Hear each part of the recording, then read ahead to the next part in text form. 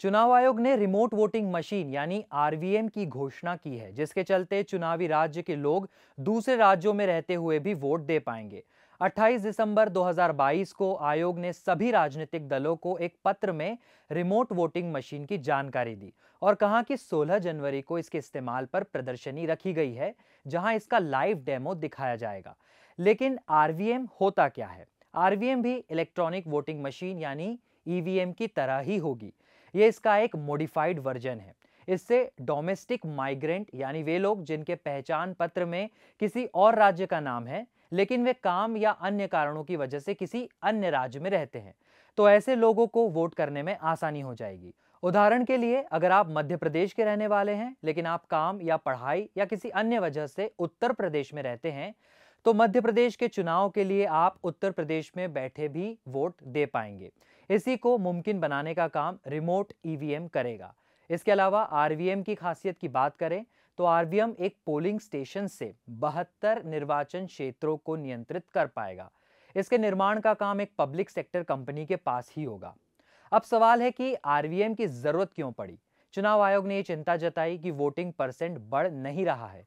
2019 के आम चुनाव में 91 करोड़ से ज्यादा वोटरों में से 67.4% ने ही वोट किया था। 2014 के आम चुनाव में वोटिंग परसेंट 66.4% था और 2009 के चुनाव में ये 58.2% था।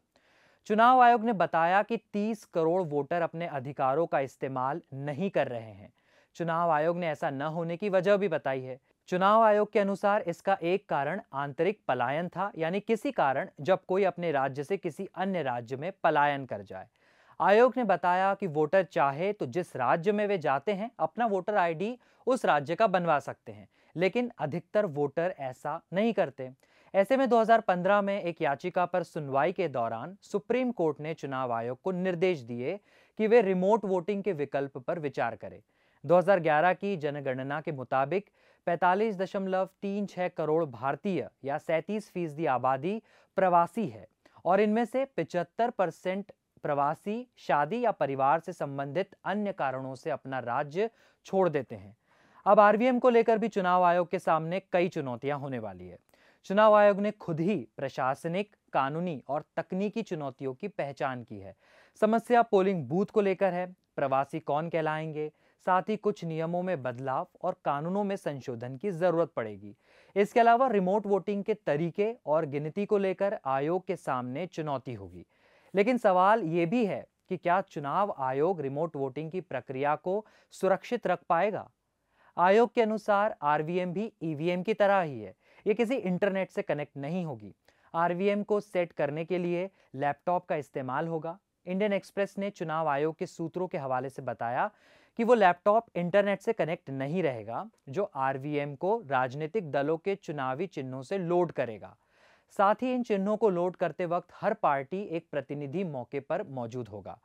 अब ईवीएम पर सवाल करने वाला विपक्ष आरवीएम को लेकर किन सवालों पर चिंता में है? कांग्रेस ने इस पर ऐतराज जताया है। कांग्रेस नेता जयराम रमेश ने लेटर जारी कर चुनावी प्रणाली में विश्वास बहाल करने की मांग की है। इसके अलावा आरजेडी, भारत राष्ट्र समिति सहित कई दलों का कहना है कि वे इस मुद्दे की विस्तार से जांच करने के बाद कड़ा रुख अपनाएंगे। समाजवादी पार्टी का कहना है कि पोल पैनल को पहले ईवीएम के दुरुपयोग के बारे में विपक्ष के सवालों का जवाब देना होगा। डीएमके राज्यसभा सांसद पी विल्सन का कहना है कि चुनाव आयोग के पास मौजूदा कानून में संशोधन किए बिना इस तरह का प्रोटोटाइप लागू करने का अधिकार नहीं है।